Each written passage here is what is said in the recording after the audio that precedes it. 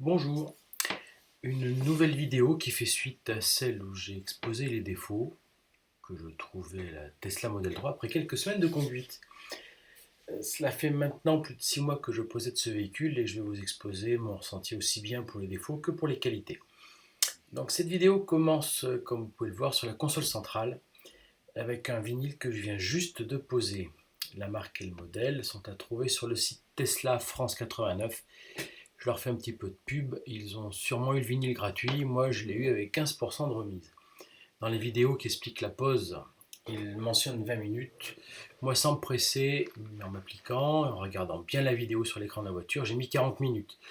J'avais peur de déchirer le vinyle, mais il est de très bonne qualité, surtout l'adhésif est en 3M. J'ai donc choisi la finition métal brossé, qui est satinée, qui évite les reflets.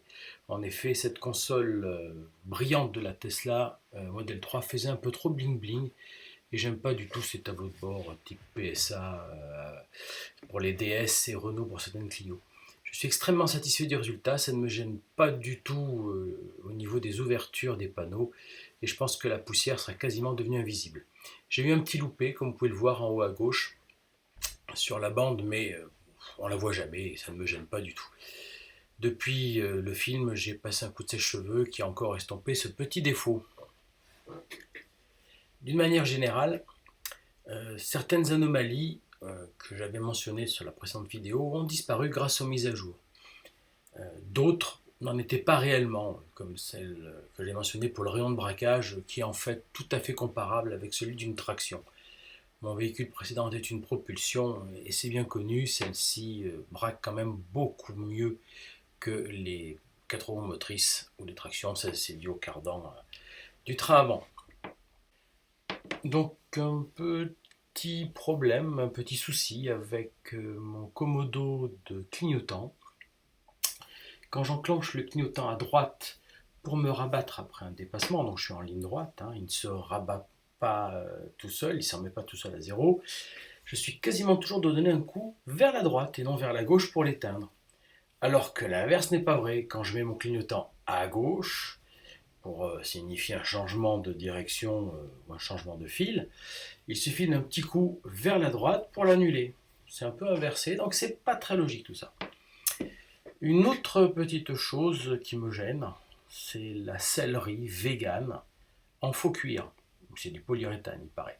C'est pas du tout de l'ananas comme on avait sous-entendu plus tôt, enfin que j'avais lu quelque part. Elle est très inconfortable quand il fait chaud. Et sur les longs trajets, je suis obligé de mettre un tissu ou une serviette afin d'éviter de coller. Avant, j'avais un intérieur cuir ventilé sur la Lexus et ça, c'était extraordinaire. Là, je dois dire que Tesla aurait pu mettre, vu le prix de la voiture, même si on mettait 1000 ou 1500 euros de plus, on pouvait avoir des sièges ventilés. Ne serait-ce qu'en les gardant en polyuréthane, ça c'est pas un problème, mais au moins ventilés. C'est très inconfortable. Je noterai toujours l'absence d'Apple CarPlay. Ça se fait un petit peu sentir maintenant cette absence, même si nous avons les jaquettes des morceaux qui s'affichent sur l'écran depuis que l'on a iOS 13, enfin du moins sur Apple, et que la dernière mise à jour est arrivée. On ne peut toujours pas piloter ces playlists et encore moins avoir accès aux applications qu'on a sur le téléphone.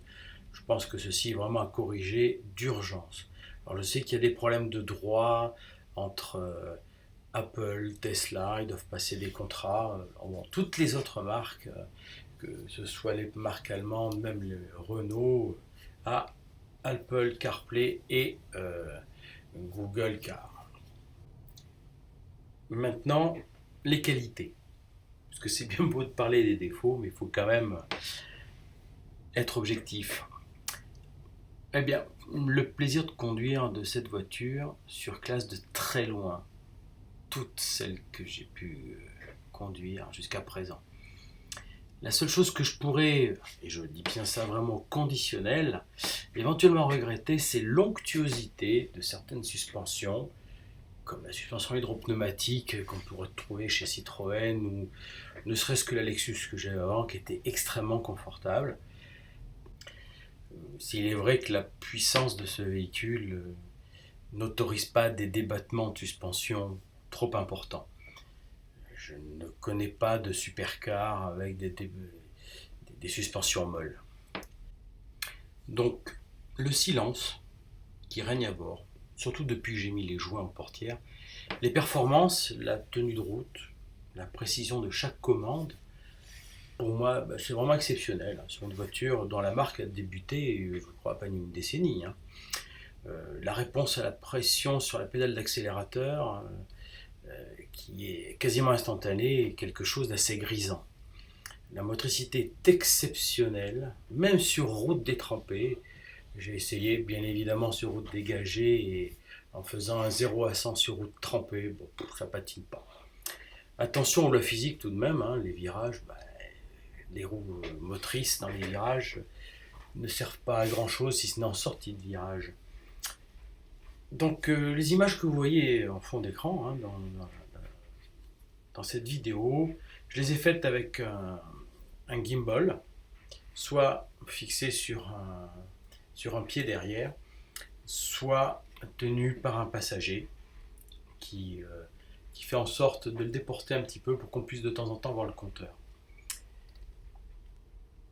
Donc là, vous allez voir, je vais suivre ce groupe de véhicules qui est devant moi, m'approcher d'eux, je vais les dépasser. Là, je suis en vitesse réelle. Ils roulent à peu près à 60. Et je vais les doubler en un éclair. Et comme je disais au vendeur du véhicule, quand je l'ai commandé au mois de février, je disais avec ce véhicule, je crois que on ne se pose pas la question de savoir si on peut doubler, c'est est-ce qu'on veut doubler. Toute proportion gardée, bien évidemment. Donc là, moi je relève que cette voiture est déjà très agréable sur autoroute, mais elle devient vraiment jubilatoire sur les petites routes. C'est sur ces dernières que j'ai possèdé de nombreux véhicules dont la puissance allait jusqu'à 375 chevaux, et aucune ne me procure un tel régal. Les mauvaises langues diront que c'est désagréable de ne pas entendre un moteur, de ne pas sentir l'odeur de l'essence, du fuel, etc. quand on fait le plein.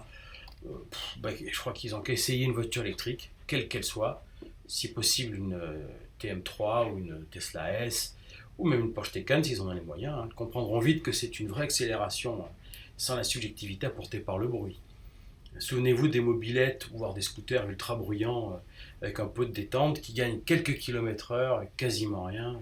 Ils enchantent un peu leur conducteur. D'ailleurs, vous voyez l'accélération que ça a, de 60, là je suis monté à 80-85 maximum. Et hop, on ralentit, on arrive au panneau, presque sans freiner, puisqu'il y a la récupération au freinage. Et ça, c'est vraiment aussi très très agréable.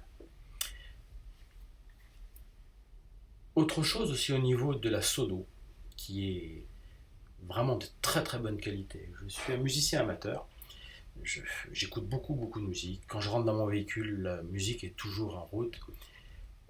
Je pratique plusieurs instruments et je dois dire que cette sono est vraiment excellente. On la règle quasiment comme on veut. Il n'y a peut-être pas un équaliseur de très haute qualité, mais il n'y en a pas besoin. Moi de toute façon je mets quasiment pas l'équaliseur. J'aime bien le son neutre, j'aime pas les sons traficotés. Et c'est vrai que voyager en écoutant une sonate, parce qu'on peut entendre vraiment tous les timbres de la musique classique, ou même un solo de jazz assez cool, c'est très agréable. Mais passer un rock bien gras, bien bruyant, c'est pas mal aussi. Alors il y a certes quelques défauts de finition, je l'avais dit avant, quelques rossignols, ajustements un petit peu aléatoires. Sincèrement, quand on roule, on n'y fait pas attention. Et puis les rossignols, j'en ai trouvé un, je l'ai calfeutré et tout va bien.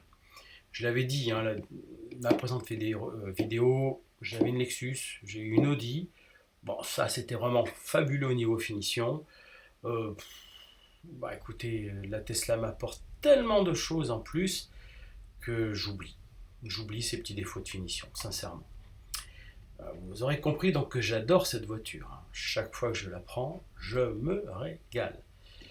Avant, je disais, quand je démarrais un V6, j'adore le coup de démarreur et le feulement du pot d'échappement. Là, j'ai plus ça. J'écoute le silence, ou la radio, ou la musique.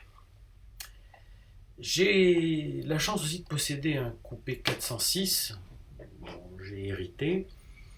Cette voiture a une vingtaine d'années, mais elle n'a rien perdu de ses qualités dynamiques, hein, et son moteur fait toujours un joli bruit de V6 bien rond.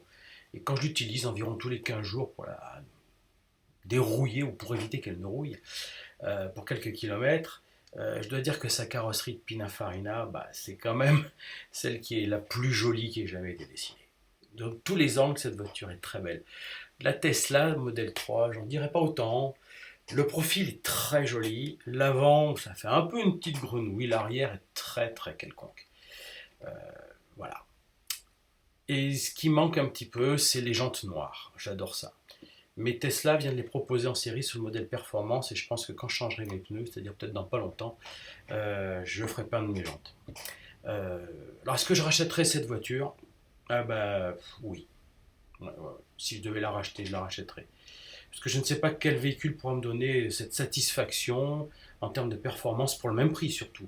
Actuellement, il n'y a guère que la Porsche Taycan qui pourrait proposer plus, voire la modèle S, mais à quel prix? À quel prix? Les autres véhicules électriques, bah, ils n'ont rien à voir, hein, que ce soit en autonomie ou en performance, c'est pas terrible, terrible. Et puis surtout le nombre de superchargeurs qui ne cesse d'augmenter. Et il faut avouer quand même que le système de recharge euh, des Tesla est quelque chose de très performant, puisqu'il suffit d'arriver, de se garer, de mettre la prise, point. On n'a pas de carte à poser, de code à faire. Oui, c'est un système fermé, comme Apple. C'est vraiment un super confort. Voilà. Je vous remercie d'avoir suivi cette petite vidéo et peut-être une prochaine fois.